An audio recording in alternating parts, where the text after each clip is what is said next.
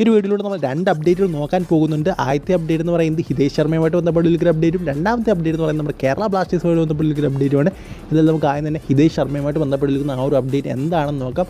ഇത് ഹിതേഷ് ശർമ്മ ഇപ്പോൾ നമ്മുടെ മുംബൈ സിറ്റി FC സൈൻ ചെയ്തിരിക്കുകയാണെന്നാണ് നമുക്കറിയാൻ സാധിക്കുന്നത്.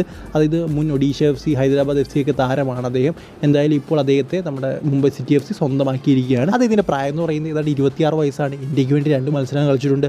അതുപോലെ തന്നെ ഹൈദരാബാദ് FCക്ക് വേണ്ടി ഏതാണ്ട് 59 മത്സരങ്ങൾ കളിച്ചിട്ടുണ്ട്. ATക്ക് വേണ്ടി 30 മത്സരങ്ങൾ, അതുപോലെ ഒഡീഷയ്ക്ക് വേണ്ടി 12 മത്സരങ്ങൾ, അങ്ങനെ ഏതാണ്ട് 100-ലധികം മത്സരങ്ങൾ ISL തന്നെ കളിച്ച് പരിചയമുള്ളൊരു സെൻട്രൽ മിഡ്ഫീൽഡറാണ് അദ്ദേഹം. Central midfield, attacking midfield, defensive midfield, ഏത് പൊസിഷൻ വേണമെങ്കിലും അത്യാവശ്യം നല്ല രീതിയിൽ കളിക്കുന്ന ഒരു താരം തന്നെയാണ്. ഈ അടുത്ത അപ്ഡേറ്റ് എന്ന് പറയുന്നത് നമ്മുടെ കേരള ബ്ലാസ്റ്റേഴ്സുമായിട്ട് ബന്ധപ്പെട്ടുള്ള അപ്ഡേറ്റ് ആണ്. അതായത് നമ്മുടെ ഇവാൻ വുക്കോമനോവിച്ച് നമ്മളെ പരിശീലിപ്പിച്ചുകൊണ്ടിരുന്ന സമയത്ത് അദ്ദേഹം സൈൻ ചെയ്യാൻ നോക്കിയൊരു പ്ലെയർ ആയിരുന്നു ബോണ്ടനീഗരയുടെ സ്റ്റീഫൻ ജോവേറ്റിച്ച് എന്ന് പറയുന്ന ഒരു പ്ലെയർ. എന്തായാലും അന്ന് ഓഫർ കൊടുത്തപ്പോൾ അദ്ദേഹം റിജക്ട് ചെയ്തു. ഇന്ത്യയിലേക്ക് വരാൻ അധികം താല്പര്യമില്ലെന്ന് പറഞ്ഞു. എന്തായാലും ഇപ്പോൾ ഒരു പറ്റിയൊരു അവസരമാണ്, നമുക്കൊരു സെൻറ്റർ ഫോർവേഡിനെ ആവശ്യമുള്ളൊരു അവസരമാണ്. എന്നാൽ ഈ ഒരു സമയത്ത് വേണമെങ്കിൽ അദ്ദേഹത്തെ കേരള ബ്ലാസ്റ്റേഴ്സിന് സൈൻ ചെയ്യാൻ സാധിക്കും. അതിനുള്ള കാരണം എന്ന് പറയുന്നത് അദ്ദേഹം ഇപ്പോൾ ഒരു ഫ്രീ ഏജൻറ്റാണ്. അദ്ദേഹത്തിന് ഇപ്പോൾ 34 വയസ്സുണ്ട്. അതുമാത്രമല്ല അദ്ദേഹം ഗ്രീസിലായിരുന്നു അവസാനമായിട്ട് കളിച്ചത്. അവിടുത്തെ ഫസ്റ്റ് ഇയറായിരുന്നു. ബട്ട് അവിടെ അത്ര മികച്ച പ്രകടനമൊന്നുമല്ല ഇതിന് കാഴ്ചവെക്കാൻ സാധിച്ചത്. അതുകൊണ്ട് തന്നെ വേണമെങ്കിൽ അദ്ദേഹത്തിന് ഇന്ത്യയിലേക്ക് വരാനുള്ള സാധ്യതകൾ ഇപ്പോൾ തെളിയുന്നുണ്ട് എന്ന് തന്നെ പറയണം. നമുക്കറിയാം അവിടെ കളിച്ച താരങ്ങൾ, അത് ഗ്രീസിൽ കളിച്ച താരങ്ങളാണ് ജോൺ ടോറലും അതുപോലെ തന്നെ കരേലിസ് എന്ന് പറയുന്ന മുംബൈ സിറ്റി FCയുടെ താരങ്ങൾ.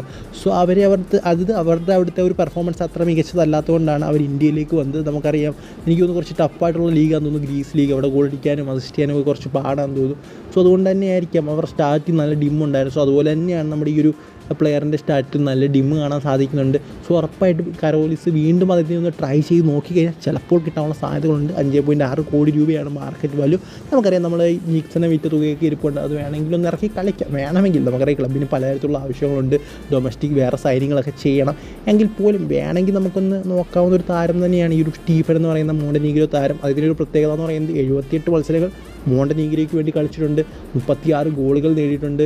ബുണ്ടസ് ലീഗ് കളിച്ചിട്ടുണ്ട്, സിരിയയിൽ കളിച്ചിട്ടുണ്ട്, അതും ടോപ്പ് ടീമുകൾക്ക് വേണ്ടി. സോ അത്ര മികച്ചൊരു താരമാണ്. വന്നാൽ എന്തുകൊണ്ടും നല്ലതായിരിക്കും. ഒരു ലെജൻഡ് കൂടിയാണ് മോണ്ടനീഗ്രോയുടെ.